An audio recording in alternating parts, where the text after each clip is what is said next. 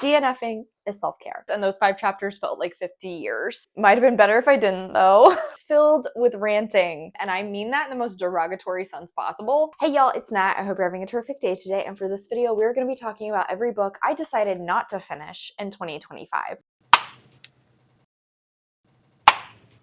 Alright, before we get into anything bookish, make sure to hit like and subscribe down below, as well as tell me in the comments, what's your most controversial did not finish of 2025? And I know there are some of us who still don't practice DNFing, so for you, what book do you wish you would have DNF'd this year? So if you're new here, I'm a big proponent of DNFing, did not finish. If you're not enjoying a book, you don't have to read it. Don't push through it. It's not going to go well for you. You might just end up in a slump. DNFing is self-care. This year I actually had a slightly lower number in comparison to 2024. I only DNF'd 19 books. That's not to say these 19 books aren't good books, but they're not good books for me. I put these books down and I feel like my life is better for it. Diving right on in January, the first book I did not finish was Get Lost with You by Sophie Sullivan. This was kind of a random pick I found from NetGalley, and so I was like, okay, it looks kind of cute, cartoon cover. I think it was a second chance romance, and I'm pretty sure it also had like a foresty small town feel, and all that was really working for me, so I decided to put in a request and I did get it. Might have been better if I didn't though.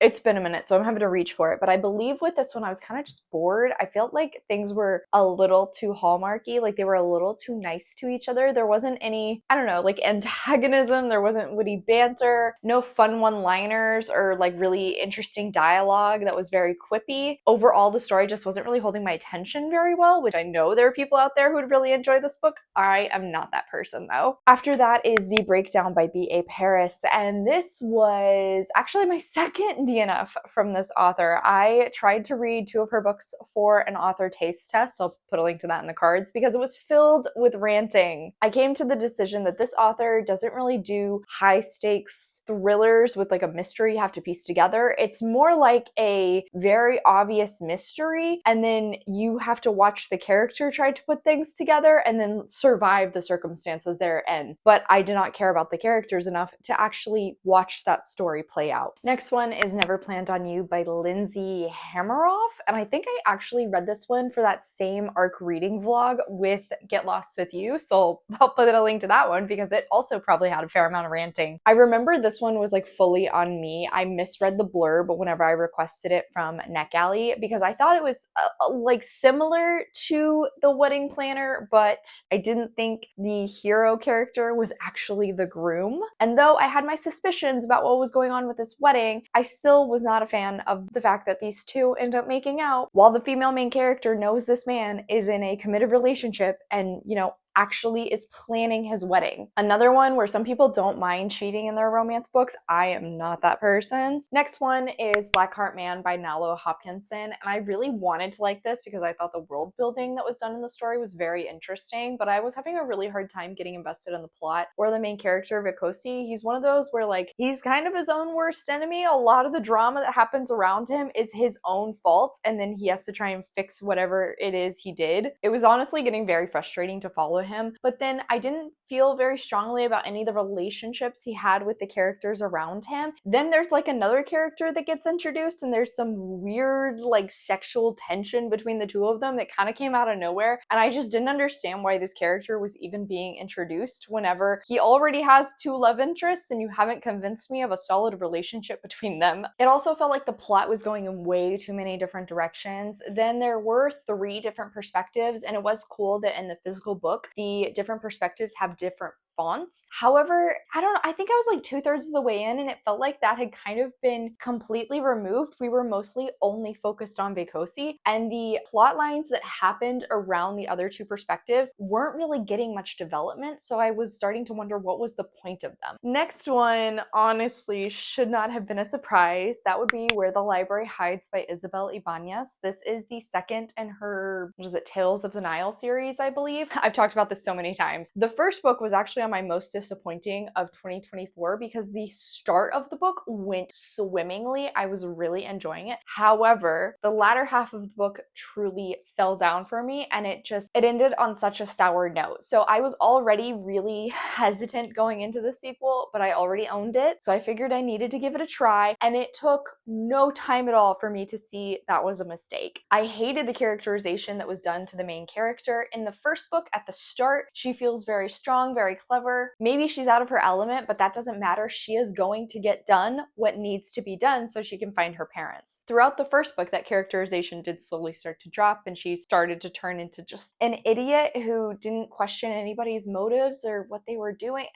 Basically for plot convenience, whereas in the second one, at the start of this book, I swear she would have been a 14-year-old. That's how immature her mindset felt to me. Then the romantic interest, who is supposed to be this like really morally gray character, does something that I think the author was intending to be morally gray, but no, that's just like flat out terrible. I am never going to want these two to end up together now. So when that happened, I officially said no more and gave up. Next one was The Memory Police by Yoko Ogawa. So this is a book I've heard about on booktube for quite a long time, and I think it was like the full moon book club pick of the month, and so I finally got around to reading it. It's set in a dystopian Japan where there are these memory police who will outlaw certain things, and they basically get removed. So for example, if they say they outlaw birds, all birds are suddenly gone. There are no photos, there are no books about them. Bird feeders aren't a thing anymore. Like everything revolving around birds suddenly disappears, and people start to forget them. It's also removed from their memories, except for this one man who our main character meets, and he actually can remember these things, and so she takes him in and tries to protect him from these memory police. I only really knew the element around the memory police and like the impact that they have on society when I went into this book. I didn't know the other side of it, and it started to lean more into something a la Anne Frank's diary, which I did think was interesting, and part of me is intrigued about the topics that came up with that and how the author was presenting them with this sort of a setup. But on the other side, it just wasn't really holding my attention very well. It wasn't what I actually wanted going into the book. I thought the memory police themselves were going to be a little bit more prevalent. Next up is My Lovely Wife by Samantha Downing. This year was really not the year for thrillers. Another one that has been on my TBR for quite some time. I've heard about it all over booktube. I wanted to eventually get to it. It's about this married couple who start working together to spice up their marriage in a bloody way.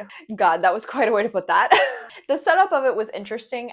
However, I think this is one of those where the main character is this very unlikable husband, and we're watching the story unfold through his eyes, and I do not care about him. I don't want him to succeed. I'm not going to root for him. So why am I going to read this book? Next up is one that was also very disappointing, and that would be The Pairing by 𝗖cie 𝗰𝘁. I loved Red, White, and Royal Blue when I read it. I did enjoy One Last Stop actually, but this one was not for me. It's basically a second chance romance between this queer couple who are trapped on a European tour together, and they make a sex bet to see like who can sleep with more people. In reality, this is like a 400-page edging contest between the two main characters, using everyone around them as sex toys. Like, oh my god, just go to couples therapy, honestly. Next up is Sensible Shoes by Cindy Cossey. I actually read a fair amount of this, and I liked elements of it, but overall, I think it's just I am not the demographic for this book. We are following this woman who is, I think she turns 50 and receives gift certificates from her family that tell her she is fat and old and she doesn't know how to dress herself. So she kind of goes off of that and decides she's gonna try to renew her life, her image, and sort of start taking care of herself instead of everybody around her. Again, I like the idea of this book. There were certain elements of it that I did think the author was doing a solid job with, but personally, I just can't really relate to the story.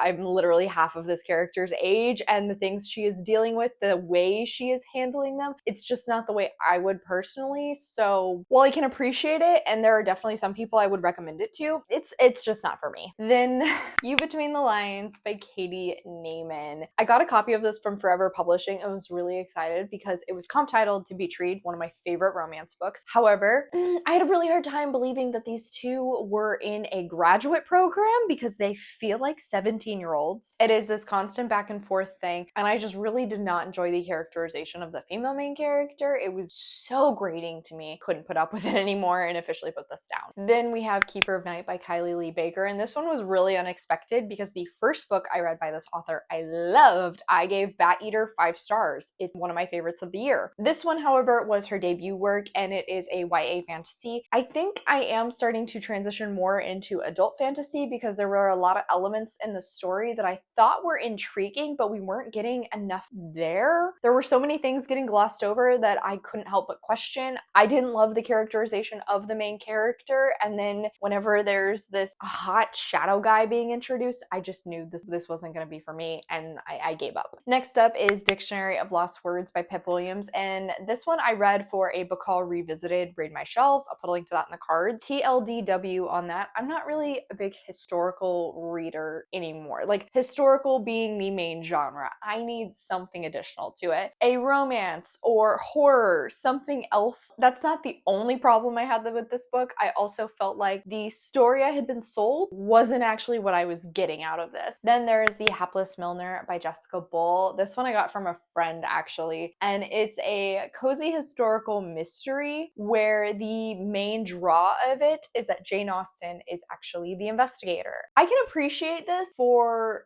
the accuracy of Jane Austen's life and like how the author was tying in different things about her life into the story, but I already don't really love cozy mystery, and then I don't have very strong feelings about Jane Austen. This was fine, but it just did not hold my attention at all. Then there is A Spell for Midwinter's Heart by Morgan Lockhart, and I really wanted to like this. It seemed like a perfect combo of Christmas and Halloween. I mean, it's like a witchy Hallmark story. However, I kind of felt like the main character was the worst. I didn't want to keep reading it.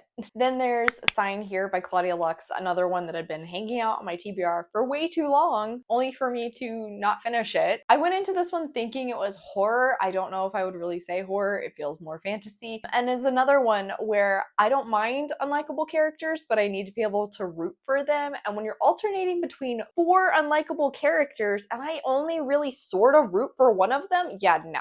I got halfway through and I officially gave up because I did not care about anything. Tying back to You Between the Lines, I tried to read Not in My Book by Katie Holt. This was actually a pick for my Geek Squad book club over on my Patreon, unfortunately. That was a very short spoilery reading vlog. Also comp titled To Beach Read. Really was hoping I would enjoy it. Also felt like the main characters were super immature. Worse than that, they're working together to basically write a love story. Not a romance. It can't end happily. The guy is a fiction writer, not a romance writer. And it basically felt like the two of them were working together to create fan fiction of their own relationship. And just, why would you write that and then have to present that to your peers? I literally can't imagine anything more terrifying. Nearly there. Next one we have is The Wishing Game by Meg Schaefer. I think with this one, I was supposed to like the main character, well, one of the main characters. The female main character, I don't remember names. I didn't care about the guy. He was whatever. But the female main character, I think I was supposed to like her, supposed to be sympathizing with her. But instead, I just felt like she came across really immature. It was shocking to me that there's so many heavy elements going on in the story, and yet it feels like she has not been hit with a solid dose of reality. Another one where I just ended up not really caring about the story, so I put it down. Then we have a disappointing ending to a series, Off the Map by Trish Stoller. I loved the first book. It was one of my earliest 5 stars of the year, actually. And then this last one, I didn't like the female main character. I didn't feel like there was really any chemistry between the two love interests. Honestly, this was very insta-lust, if anything. And while it's not my favorite, sometimes I can put up with it. However, this came right after reading another very heavy insta-lust book that already felt like a little bit of a trial. So I was like, no, I'm not doing this again. And then lastly, we have The Deal by Elle Kennedy. This one just recently recently, I actually had a books I should have read by now reading vlog. I'll put a link to that in the cards. Another very popular book I've heard about for years, got around to reading it. This made me think of a rom-com from 2005, and I mean that in the most derogatory sense possible. Didn't like either of the main characters. There was a lot of problematic stuff that it felt like the story was upholding, which by extension definitely aged the book, and things that I think the author was trying to have come across as like charming or romantic were just straight up creepy to me. This was not for me. I gave up within like 5 chapters, and those 5 chapters felt like 50 years. All right, and on that note, that is officially it for today, y'all. Thank you so much for coming to my channel. I really appreciate it. Make sure to hit like and subscribe down below. I have links to all my socials as well as a few ways you can support me down in the description. If you made it all the way to the end of this video, let's leave a red X emoji in the comments. I come out videos on Monday and Friday, but until then, I hope you continue to have a terrific day. Love you, bye!